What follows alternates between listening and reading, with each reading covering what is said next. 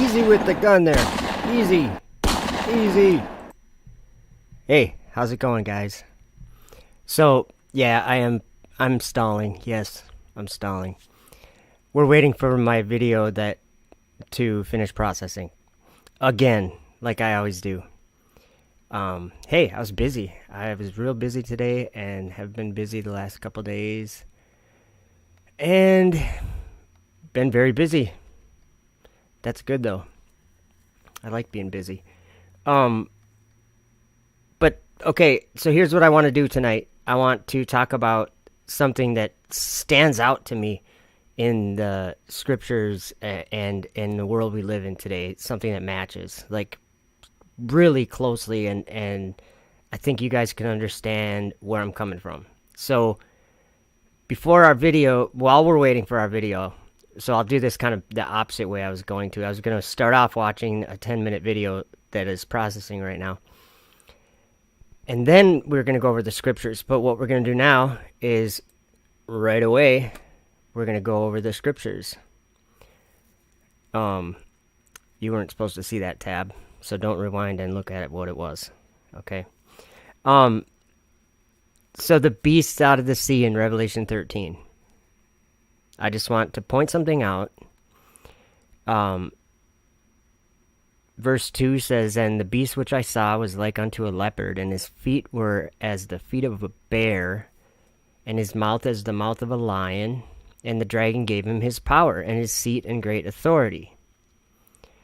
I think that's the space station. That's what I think. Look what it says here in verse 3, the part I have highlighted. "And I saw one of his heads, as it were wounded to death. And his deadly wound was healed, and all the world wondered after the beast, and they worshipped the dragon, which gave power unto the beast. And they worshipped the beast, saying, Who is like the beast? Or who is like unto the beast? Who is able to make war with him?" Okay, so there's that beast. But we can learn something when we look at Daniel 7. So I wanted to just point out that one of his heads was wounded to death. But that wound was healed. That deadly wound was healed. Okay, so let's say that I'll give you a timeline of something, and I'll make it just general. 1981. I think, and I could be a year or two off, but I'm generalizing the years. It's 30 years. 1981 to 2011. Every single year in those 30 years, there were 6 shuttle launches, and I'm also generalizing there. There might have been 8 or 5 or whatever, but it averages out to about 6. 6 shuttle launches every year. And then suddenly, so what happened during the shuttle period? Well, what did the shuttle do? It did one thing. It built the International Space Station. It brought all of the parts up and launched all the parts and docked to it and built it. Okay, that's what all the missions were for. So let's generally say that it was building the ISS was a major part of the shuttle program. It was the main purpose of the shuttle program, right? And in 2011, all of a sudden, they just said, no, we can't afford to put the shuttle up anymore. We're done. And keep in mind that they have people living on the space station, NASA astronauts. So what happens now? What happens in 2011 when there's no more shuttle? They grounded it. They said the program's over. So 30 years, and then all of a sudden the program's over. So you built this thing up in the sky, and now you have no way to get there or back. You have no way to go there because you just shut down your only transportation to that place. So an interesting thing that happened for the next 10 years, or actually 9 years, more than 9 years, from 2011 to 2020, there was only one way for an astronaut a NASA astronaut or any astronaut to get to the space station. And that was on a Russian Soyuz rocket, okay? So for the last 9 years, or from 2011 until 2020, every astronaut that went to the space station rode on a Russian Soyuz rocket, okay? And keep in mind that this beast that I think is the space station, it had the feet of a bear, as his feet were as the feet of a bear. Like, I'm thinking Russia is the way to get there and back. It kind of does have the feet of a bear, if you understand what I'm saying. Like, if Russia was a bear. But that's just a side note. Okay, so now, keeping this in mind, this shuttle, and the retirement of the shuttle in 2011, let's read Daniel 7, verse 4. Remember when he said he saw 4 beasts coming up from the sea, the great sea? That was the... it said, "Behold, the 4 winds of heaven strove upon the great sea." So it was talking about the waters above. But 4 great beasts came up from the sea, diverse one from another. This verse right here, Daniel 7, verse 4, the one I've highlighted. The first was like a lion and had eagle's wings. Okay, wings are something. They mean something. Okay, if something had wings, that means it had wings. Like a bird has wings, an airplane has wings, but I guess a fly has wings, and a dragonfly has wings, and a butterfly has wings. I guess whatever. We all know what wings are. Okay, the first was like a lion and had eagle's wings. So this is Daniel saying this. "I beheld till the wings thereof were plucked." Okay. "And it was lifted up from the earth, and made stand upon the feet as a man, and a man's heart was given to it." That's the beast that I want to focus on. And that's what the beast that this video is about.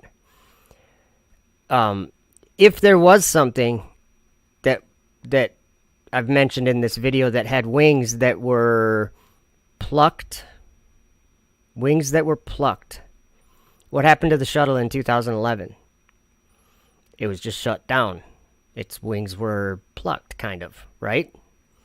It never flew again. So we're going to actually watch a video about the last shuttle mission, and you'll be able to hear some of the things that they say.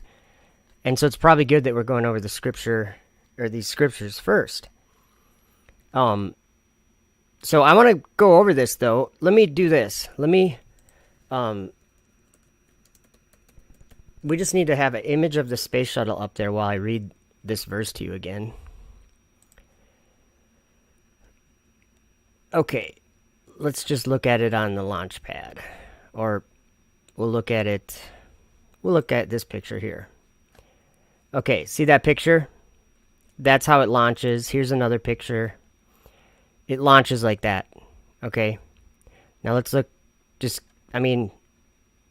Basically it's pointed upright when it launches. It's not like an airplane would be like this. That's only when it lands. It doesn't take off like that. It takes off.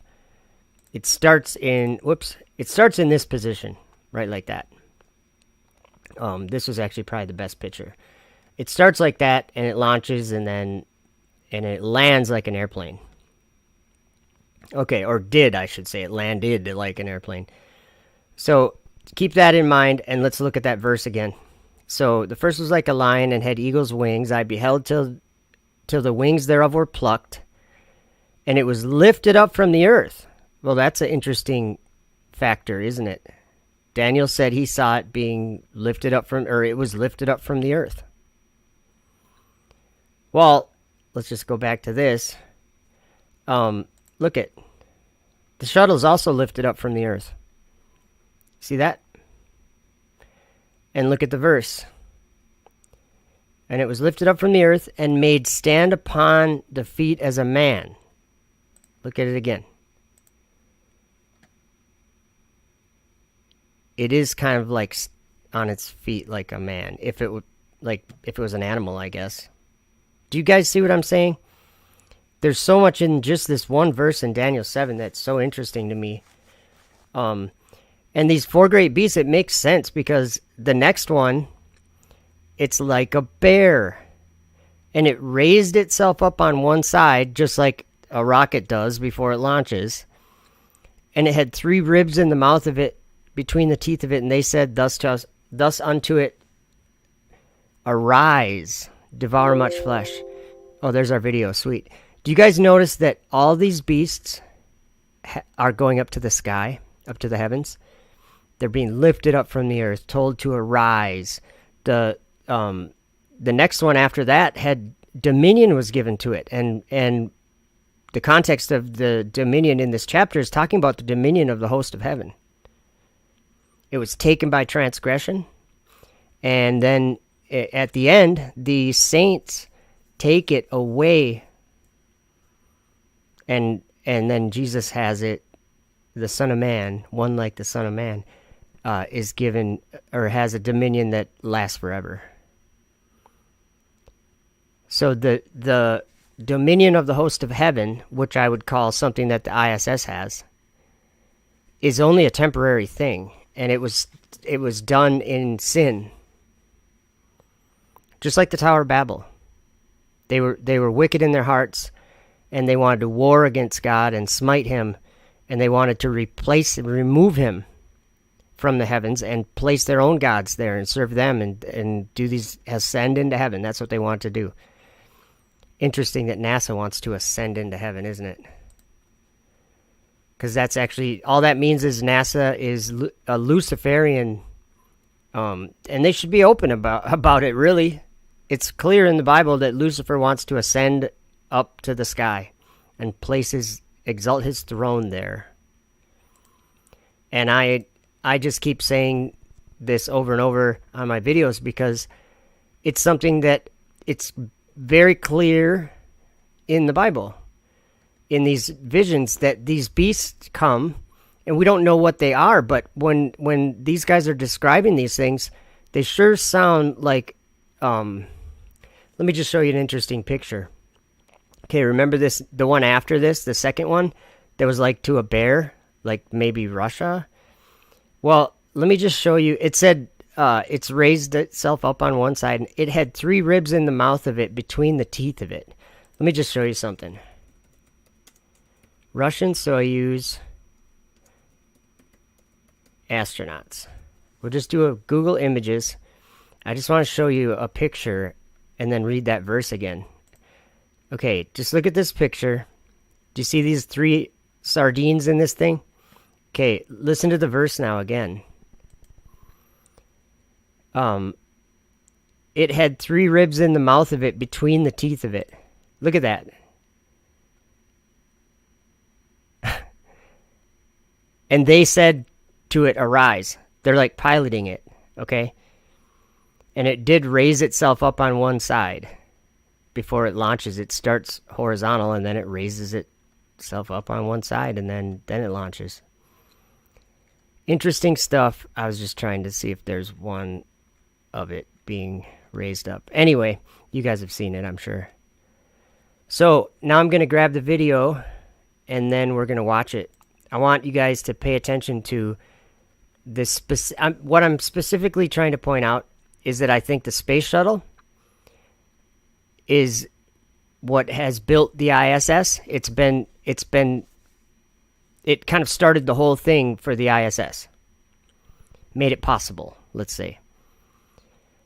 And then after that, it was the Russian Soyuz, because the shuttle was shut down in 2011. So for the last 9 years, up until last year, it was only Russian Soyuz, and it was like $85 million per seat that the U.S. was paying to Russia to hitch a ride on Russian airlines.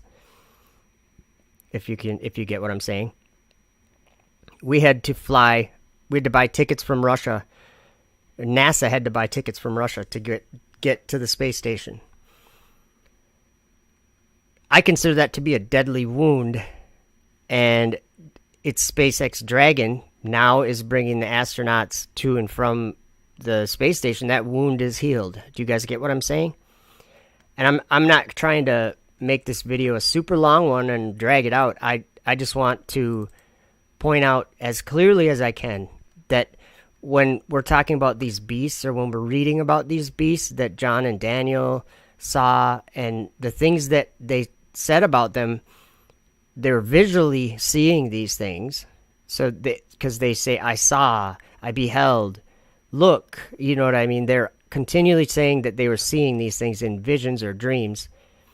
And to me, that's very important. Because not only is the dream or visions are somewhat interpreted for us, but it's very I think it's very interesting that 100 years ago they wouldn't make the stuff I'm talking about would not make any sense, because nothing was going up and waxing great to all the way to the host of heaven. No one had dominion of the host of heaven. So we're in those days where the saints are taking that dominion away, and you can see it. I know you can see it. I don't care if you're a globe earther, a flat earther, or if you're just standing by listening to what people are saying. You can see that the idea of space exploration is being ruined right now, and at the same time it's being glorified right now. There's like people that are in love with that whole idea, and then there's people that are completely against it. And actually, since I'm thinking of a verse in my head, I'll just go there. Whoops, where is it? I just want to show you something. I think I see this in Jeremiah 51. I can see these people gathered against this idea of Babylon, and I think that's the solar system. That's what I think. Thus saith the Lord, behold, I will raise up against Babylon and against them that dwell in the midst of them that rise up against me a destroying wind. I will send unto Babylon fanners that shall fan her and shall empty her land. For in the day of trouble they shall be against her round about. Against him that bendeth, let the archer bend his bow. And against him that lifteth himself up in his brigandine. That's a metal suit of armor. So, against him that lifteth himself up in his metal suit of armor. Sounds like a rocket to me. And spare ye not her young men, destroy ye utterly all her host. This is a little passage right here that I love. I'm going to start in verse 6. Flee out of the midst of Babylon, and deliver every man his soul. Be not cut off in her iniquity, for this is the time of the Lord's vengeance. He will render unto her a recompense. Babylon has been a golden cup in the Lord's hand that made all the earth drunken. The nations have drunken of her wine, therefore the nations are mad. Babylon is suddenly fallen and destroyed. Howl for her, take balm for her pain, if so be she may be healed. We would have healed Babylon, but she is not healed. Forsake her, and let us go every one into his own country. For her judgment reacheth unto heaven, and is lifted up even to the skies. The Lord hath brought forth our righteousness. Come, and let us declare in Zion the work of the Lord our God. Make bright the arrows, gather the shields. The Lord hath raised up the spirit of the kings of the Medes. For his device is against Babylon to destroy it, because it is the vengeance of the Lord, the vengeance of his temple. Set up the standard upon the walls of Babylon, make the watch strong. Set up the watchmen, prepare the ambushes, for the Lord hath both devised and done that which he spake against the inhabitants of Babylon. O thou that dwellest upon many waters, abundant in treasures, thine end is come, and the measure of thy covetousness. The Lord of hosts hath sworn by himself, saying, surely I will fill thee with men as with caterpillars, and they shall lift up a shout against thee. He hath made the earth by his power. He hath established the world by his wisdom, and hath stretched out the heaven by his understanding. When he uttereth his voice, there is a multitude of waters in the heavens. See, there's waters above, guys. There's a multitude of waters in the heavens, and he causeth the vapors to ascend from the ends of the earth. He maketh lightnings with rain, and bringeth forth the wind out of his treasures. Every man is brutish by his knowledge. Every founder is confounded by the graven image. For his molten image is falsehood, and there is no breath in them. They are vanity, the work of their errors. In the time of their visitation they shall perish. The portion of Jacob is not like them, for he is the former of all things, and Israel is the rod of his inheritance. The Lord of hosts is his name. You guys ready for the video? I'm ready for the video. Let's watch the video. This is a NASA video. Here we go. Space shuttle.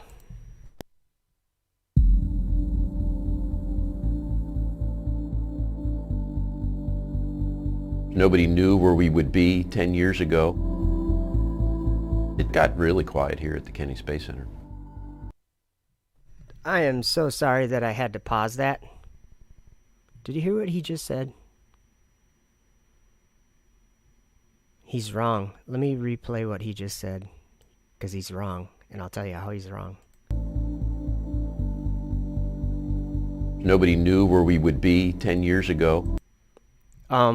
Daniel did. Daniel certainly did. And let me point something out that's interesting, guys. The very last book, or the very last verse in the book of Daniel. I'm going there quick just so I can read this very last verse to you.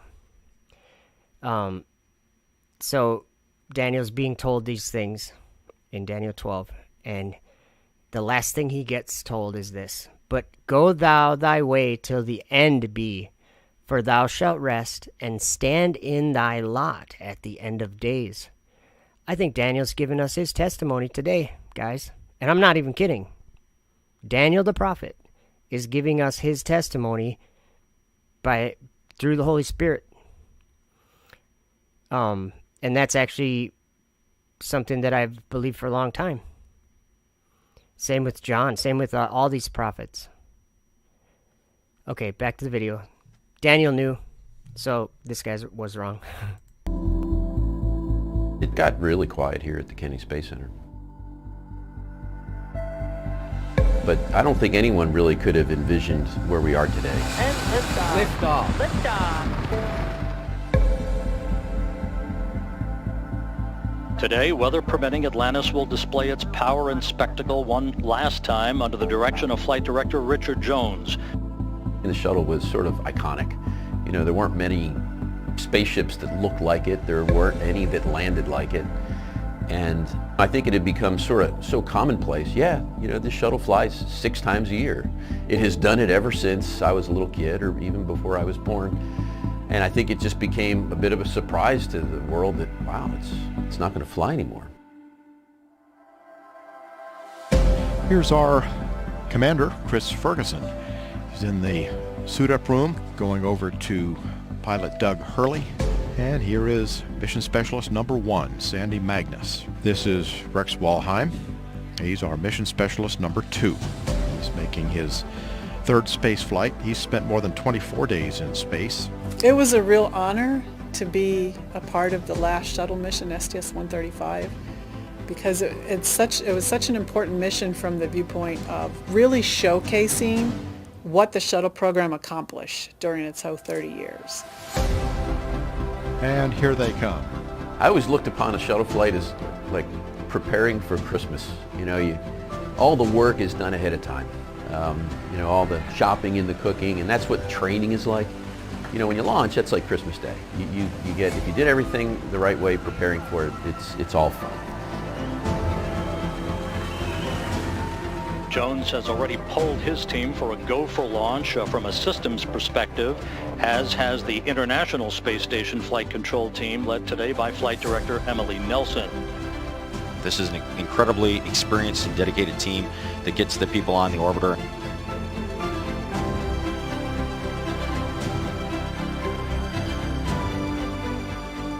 Okay, Fergie, we're starting to feel pretty good down here on the ground about this one today. So on behalf of the greatest team in the world, good luck to you and your crew on the final flight of this true American icon. Let's light this fire one more time, Mike, and witness this great nation at its best. The crew of Atlantis is ready for launch. T-minus 35, 33. Clock will hold at T-minus 31 seconds due to a failure. And all of a sudden, at 31 seconds, it's like, oh, we're stopping. And we all looked around. It's like, huh? What do you mean we're stopping? You don't stop in 31 seconds to lifting off. And what had happened was the little beanie cap that sits on top of the external tank, they get that out of the way so we can launch. And when they moved it out of the way, there was a micro switch that was supposed to tell the launch control center, hey, I'm out of the way, it's safe to launch. And that micro switch had failed, and so the launch control center wasn't sure if it was out of the way or not. The LCC says we need to verify using a camera. But it's just amazing how seamlessly the entire ground team ended up covering it, and we ended up launching just a few minutes late. This is CMAC. We verify retracted. It's like, oh wait, we're launching. 9, 8, 7, 6, 5. All three engines up and burning. 2, 1, 0, and liftoff. The final liftoff of Atlantis on the shoulders of the space shuttle. America will continue the dream. Roger roll, Atlantis.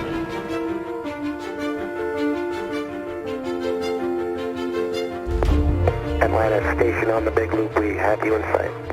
Excellent. We'll be there soon. Every time I was in the shuttle and we were rendezvous and docking to the space station, every time I was awestruck because it starts out as this distant point of light, and then you keep getting closer and closer, and it's getting bigger and bigger, and it's like, wow, look what we did. This is a monster building that we've built in space. Atlantis arriving. Welcome to the International Space Station for the last time. Russian hug. How you doing, guys? The crew is just wonderful. We got along really well. I think we laughed at each other, and we knew when it was time to work, and we knew when it was time to See the hair? relax. That's that lady. This is President Obama. Who am I talking to? Hello, Mr. President. You're talking to the Increment 28 crew and the crew of the Space Shuttle Atlantis. Oh, that's funny, see, because I was just dialing out for pizza. I just want to say how proud I am of all of you. Congratulations to NASA, to all our international partners, and all of the personnel past and present who've spent countless hours and untold effort in making the Space Shuttle and the International Space Station a unique part of our history. Transfer is the name of the game today, as it will be for the next several days, as the crew presses ahead to complete the transfer of almost 5 tons of supplies from Raffaello to the International Space Station that will help fortify the complex for the next 12 months. I have never been so busy in my whole entire life, just executing that mission on orbit. We worked really hard, but we had a lot of good time while we're doing it. Got to pause it for a comment. Asthmatic says, and no video documentation of them building it either. Especially if you don't want to look for the video documentation of the entire thing being built. I don't know why flat earthers say that. That's a false statement. Completely false statement. They do video logs of every spacewalk and every part of assembling the space station. You can find it online. I have some of it on my channel specifically for comments like that. If you search my channel for construction, you'll find a couple videos of the ISS being built. So I just wanted to point that out. That's a bandwagon that people jump on and they just say it. There's no video documentation of them building it either. There's hours and hours and hours of video documentation of them building it. Good morning, Houston. We are getting ready for undock today. We get to do one last lap with Atlantis around the ISS and then start our trip home. Undocking confirmed.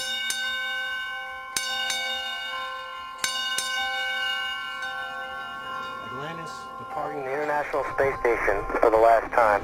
Apparently bells work in zero gravity. There was one night before we landed. We had all of our tasks done. We were ready the next day to deorbit and come home. And the 4 of us had an opportunity to hang out in the flight deck and watch the world go by. And that's where we had a chance to really focus on, wow, this is, the last night a space shuttle is going to be on orbit. It's kind of interesting to be here on the final night of a shuttle mission. Don't quite know what to think. We're just trying to take it all in. There was a little part of me that was sad. I thought, man, this is an amazing vehicle. You know, here it is. It's sort of fed us and sustained us, and it got us, in space safely, and it's going to take us home tomorrow safely. And it's just a shame to put it to bed. It seems like there's so much more life in it. But we understand all good things do come to an end.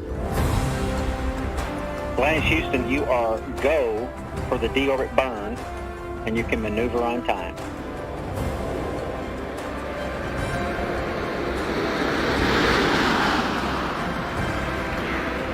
Landing gear down and locked.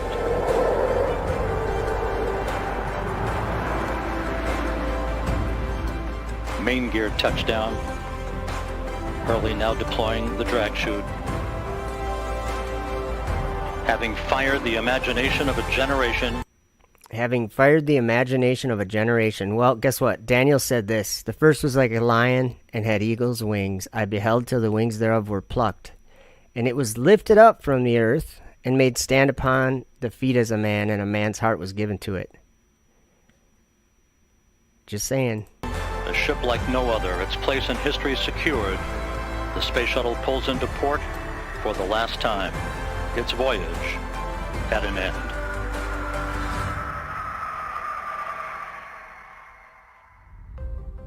Well, you're always relieved that your mission went well and that you got everything done everybody wanted to get done, so there was relief. But there was, I remember we sat there when we landed and none of us wanted to move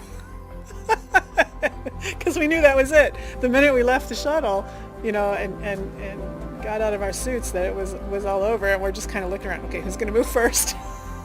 Nobody wanted to move. Mission complete, Houston. After serving the world for over 30 years, the space shuttle's earned its place in history and it's come to a final stop. We copy your will stop, and we'll take this opportunity to congratulate you, Atlantis, as well as the thousands of passionate individuals across this great spacefaring nation who truly empowered this incredible spacecraft, which for 3 decades has inspired millions around the globe. Job well done, America.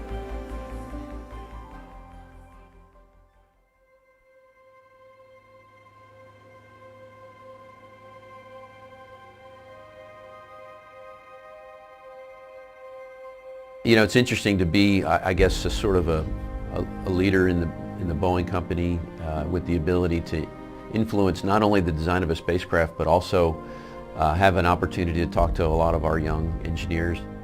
After we successfully complete OFT-2, then all eyes are on flying the crew next, and that's going to be real exciting. We're looking forward to that. So we've got SpaceX flying people. We've got 2 companies ready to do suborbital business here soon.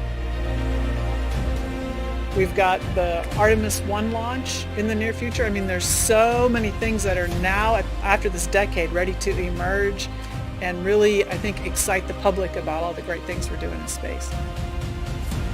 The space shuttle's changed the way we view the world, and it's changed the way we view our universe.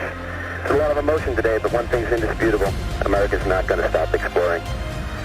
Thank you, Columbia, Challenger, Discovery, Endeavour, and our ship Atlantis. Thank you for protecting us and bringing this program to such a fitting end. God bless all of you. God bless the United States of America.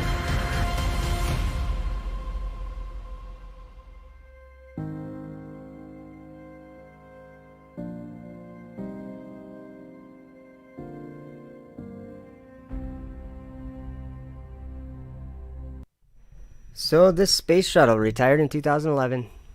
The vehicle was used to build the space station. And then there was another vehicle that was used for the space station, and that's the Russian Soyuz.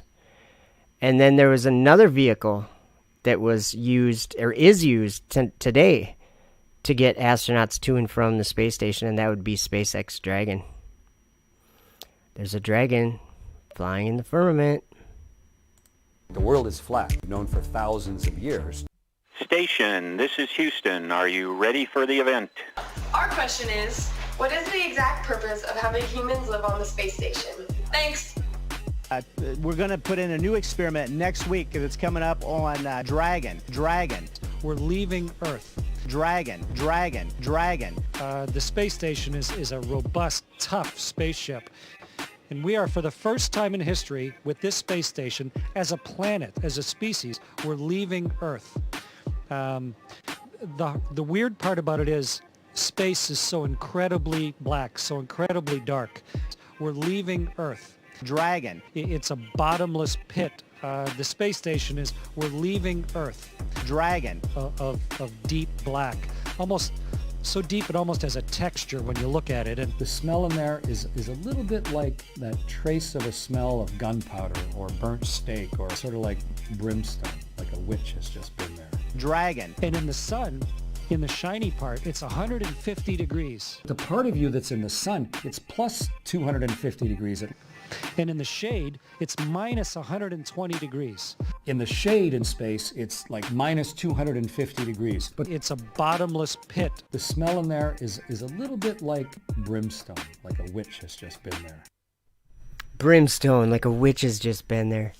Asthmatic's got a question. So you think the ISS is really up there with people in it moving 17,000 miles an hour? Yes, I do. And there's a reason why that isn't ridiculous. Let me first state my belief, or something that I know. Earth is flat. So make sure you subscribe, by the way. So why would I say that Earth is flat? Because it is. Because you can measure it. You can observe it being flat. It's stationary too, just like we all observe. See, they want us to think that we're on a spinning ball, but it's actually that we're not on a spinning ball. And the reason why I know that is because it's an observation that everybody does make of a stationary ground beneath your feet. The ground doesn't move beneath your feet. It's stationary. It's still. It's motionless. And that's an observation you do make. You don't make an observation of the Earth rotating. Just so you know, that's a fact. Every person alive, unless they're in the middle of an earthquake, has a solid Earth beneath them. And it doesn't move. So okay, so back to the ISS. I do think it's up there. Let me grab a video. So here's the thing: is I used to think that it was something that men were doing, right? I used to think that men were faking space. So asthmatic, check this out. It's a different way to look at it, but it's the way that I believe is the truth. NASA, they do launch the shuttle, or did, or whatever. In SpaceX, they do launch a Dragon with people on it, and it's the height of human technology is, and like the use of energy in the most efficient way to escape the Earth. Okay, that's what they're trying to do. They're trying to leave the Earth. And like, have you ever seen top fuel drag racing? If you think about that, you can watch a car go a quarter mile in like under 4 seconds. That's the height of human technology when rubber meets tar. There's like jets, okay, like F-16s and, you know, all those types of fighter jets.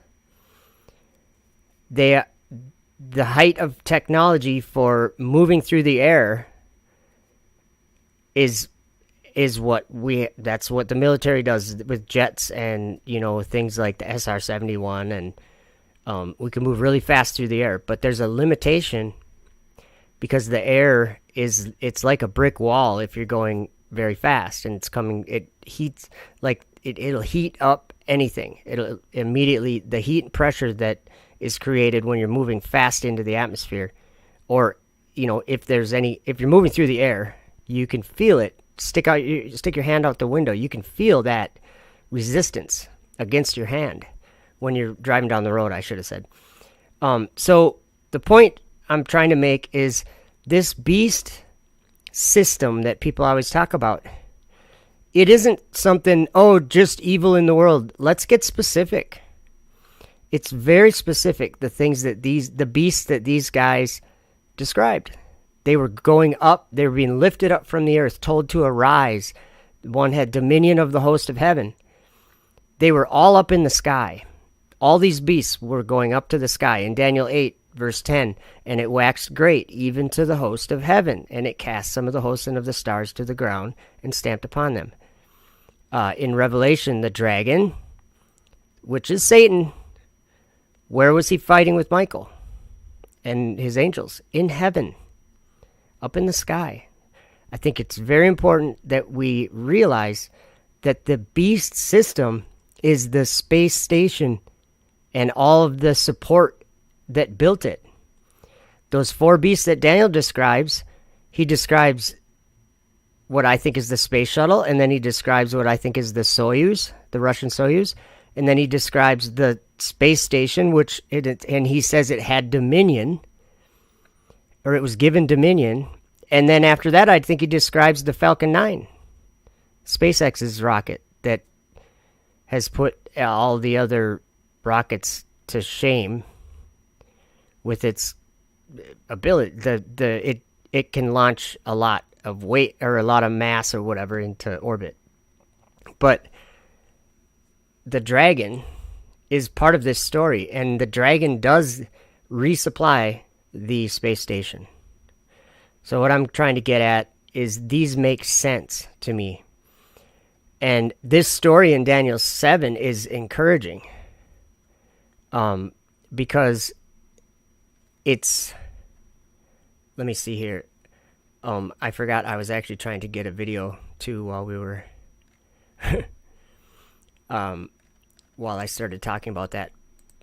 So I view this as the vehicles, or the vehicles that were used to do the space station, the shuttle, the Soyuz, and now Dragon. These are the vehicles. Who is able to make war with him? Think about it. But in this story in Daniel 7, it's encouraging, because this story is the story of the reversal from evil to good. When Jesus comes with all of his saints to execute judgment, I think he does that with truth. He prayed, sanctify them through thy truth. Thy word is truth. So that's why people are talking about flat earth.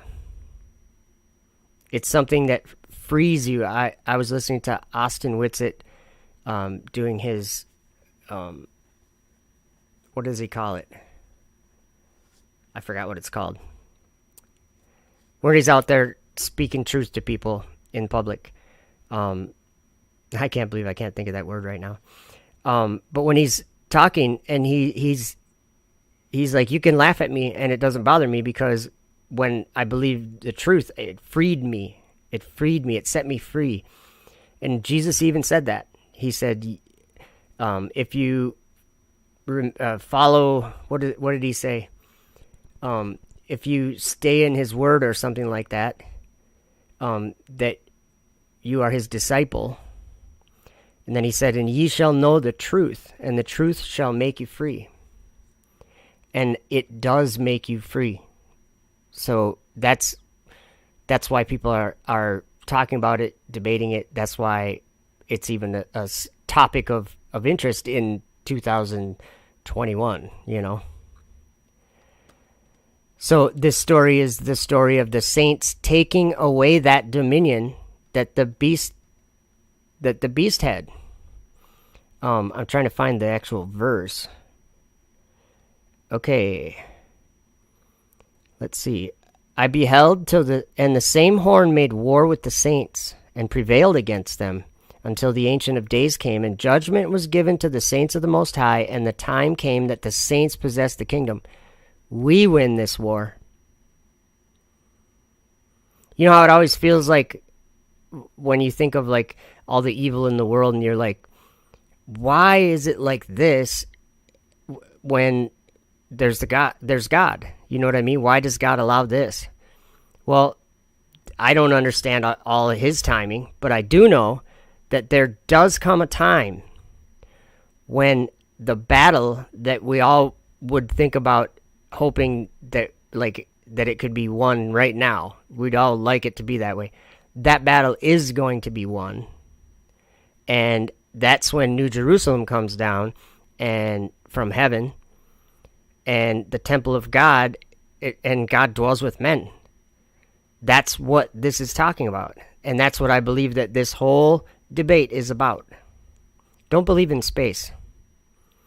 I was going to show you a quick video of the ISS that I took with my Nikon P1000. That's one thing.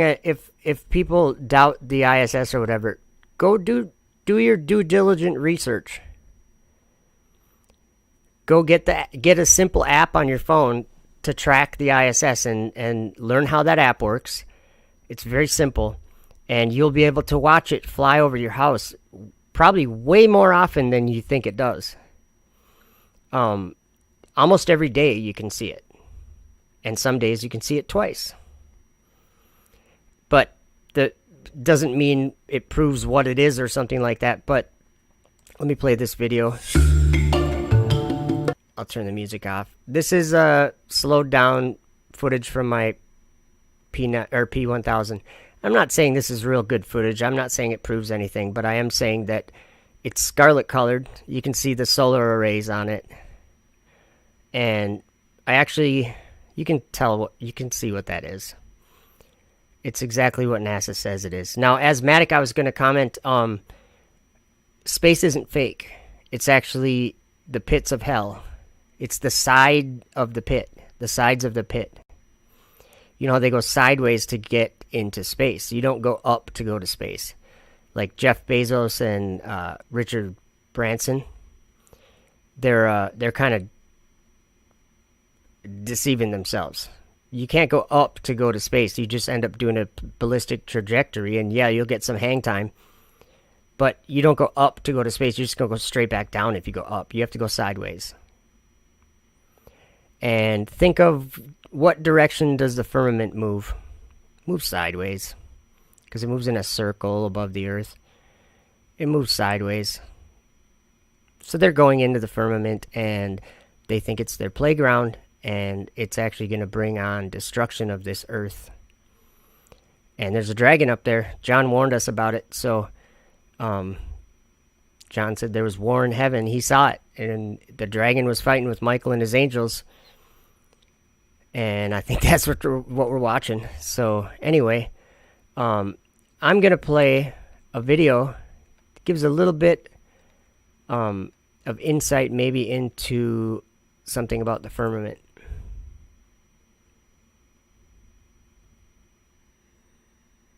Whoops, I have it muted. I'm sorry.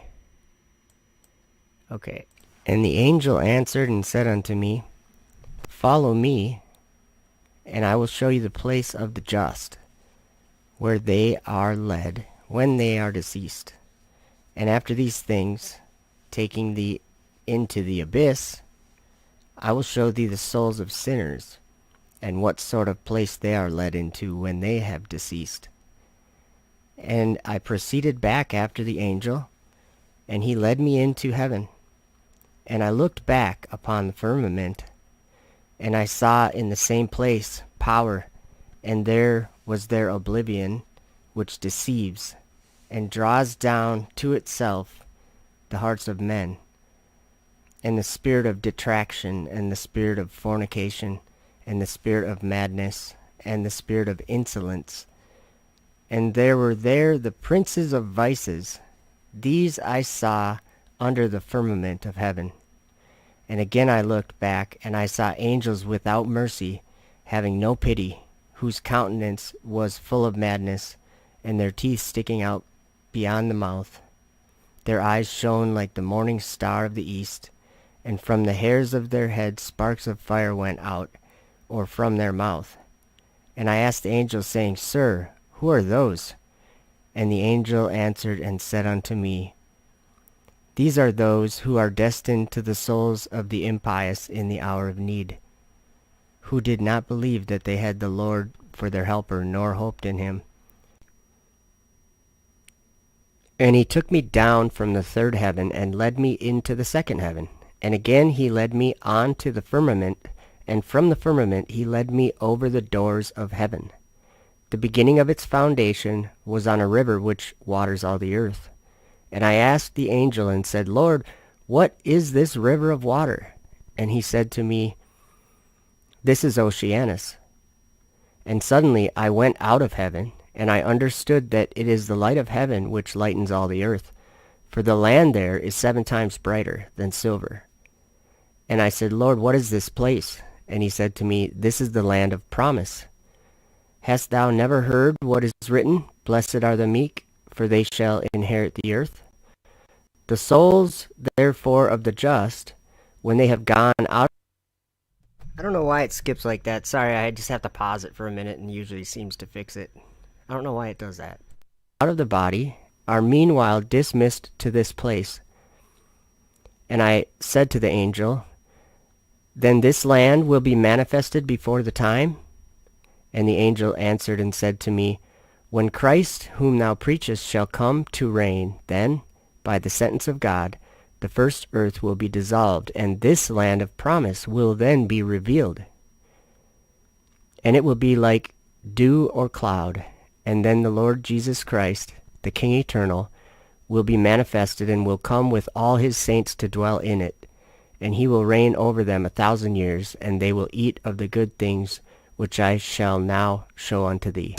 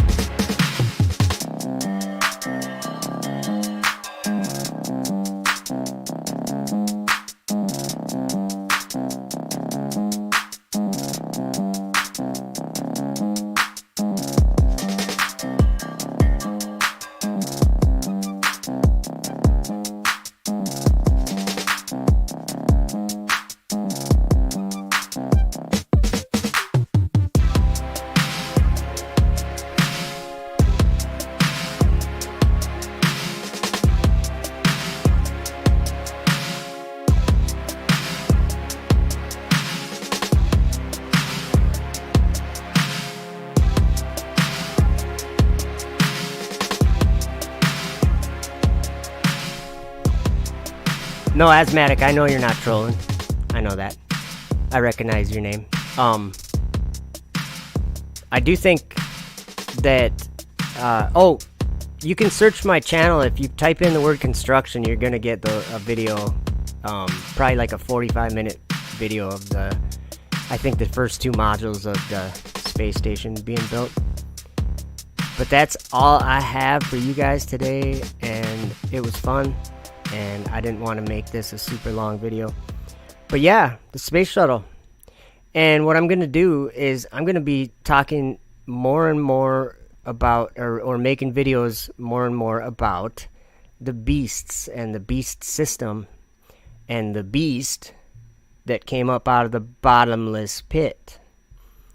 Came out of the sides of the pit, out of darkness.